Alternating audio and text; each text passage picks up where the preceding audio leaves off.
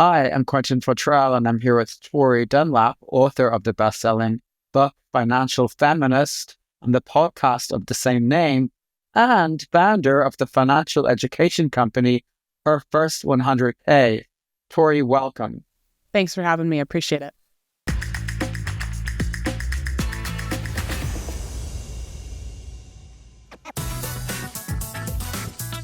The first big takeaway, Tori, I get from your website is the energy and the sense that investing and finance can and perhaps should be exciting and fun. Was that your intention?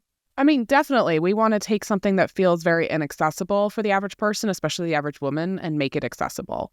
And I think that the traditional finance industry has been filled with jargon and a lot of gatekeeping in the past. And we're really committed to not only making this information easy to understand and kind of spoken in, what I joke is millennial English, but also as a way to contribute to a better society and to the gender equality of it all. So I think that our, one of our taglines is fighting the patriarchy by making you rich. And so we're focused on giving women actionable resources to better their money as a way to not only better their own individual situations, but as a way to help bridge the inequality gap.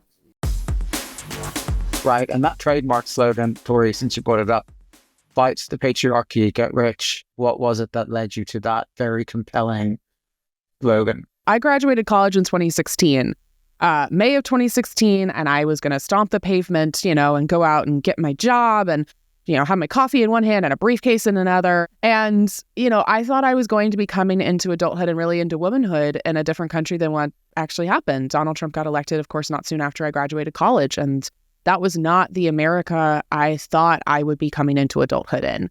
And so I started realizing that my financial education I had from my parents was not normal. In fact, it was a massive privilege.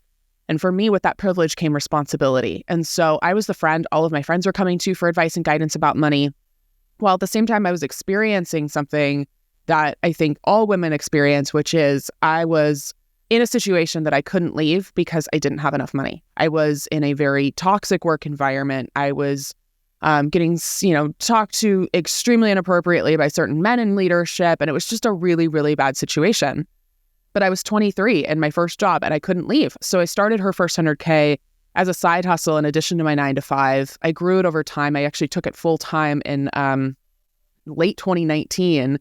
And since then, we've helped 5 million women be better with money, but also get enough money to make choices about their own lives. And for me, that's the biggest part of our company is when you have money, you have options, you have choices. You can donate to causes you believe in. You can start businesses, you can travel, you can go to therapy. You have every option in the world open up to you. And that's the feeling I want for every single woman on this planet. Tori, what do you think is the biggest mistake that young women, even young men, make when it comes to their finances? There's many. I think the first is that we don't understand that it's actually a lot more about managing our emotions and our psychology than it is about graphs and charts and numbers. It's a lot about understanding, right? We're in the middle right now of this, stock market downturn. And it's not about how well you know how a stock's going to perform. Right now, it is about managing your own panic. Like that is what's going to make a successful investor or not. That's what's going to make you understand, I get triggered to emotionally spend during this moment or while I feel this. And I know that so much of money is about what's going on in your brain and your body and your emotions, and actually very little to do with the math side of it. So that's the first thing. I think the second thing is that we are often so focused, because financial educators up to this point have made us believe that if we are broke, it's our own decision, right? It's our own choices, or we're not working hard enough. In actuality, personal finance is about 20% your personal choices. So the things you can control, your education, your decisions around your spending, whether or not you know how to invest or not, that's a little bit in your control. But 80% is all of the systemic barriers. So racism, sexism, ableism, homophobia, $1 trillion student debt crisis, stagnating minimum wages, right? The federal minimum wage in this country is still right around $7. Lack of paid family leave federally. So there's a lot of things that have a lot to do with your financial picture. Yet we internalize it as somehow a failing on our part. And so, again, giving yourself a lot of grace, giving yourself a lot of understanding is really important. I saw that you recently had the number one podcast in America for money podcasts, and you were ahead of Dave Ramsey. And I wanted to ask, I saw you took great pleasure in that. Absolutely. And, why not? Why do you think the space appears to be so dominated by men? Yeah. I mean, sir, how long do you have? Okay. A lot of things. One, it's 2025, but still 90% of the people who work in finance are male identifying. So this is still a reality. Two, I think that even AI, like, it's a perfect example. If you go to any AI platform and you ask them to generate an image of someone good with money, 9 times out of 10, they will give you a man, and they will give you a white man. That is sometimes the reality. There's plenty of men who are good with money. And yet we know that women actually outperform men when they invest. So there's so much at stake here. There's so many systemic barriers. There's so much of just like, this is the industry and the way it's gone.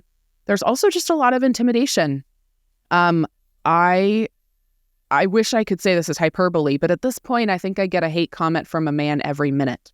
And I literally mean every minute. And so I think what's happening, and this is, again, a broader issue even outside of personal finance, is that, again, when women have money, they have choices, they have options.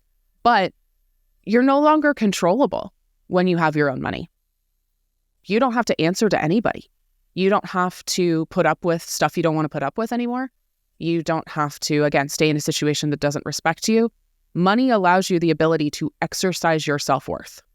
And I think a lot of people, unfortunately, like the status quo the way that it is. And so they see women like myself gaining money, gaining agency, gaining power, realizing I don't have to put up with stuff I don't want to put up with. And they see that as a threat to the system they've built. And they see that as a threat to the status quo. And I love being a threat to the status quo. I love being the patriarchy's worst nightmare.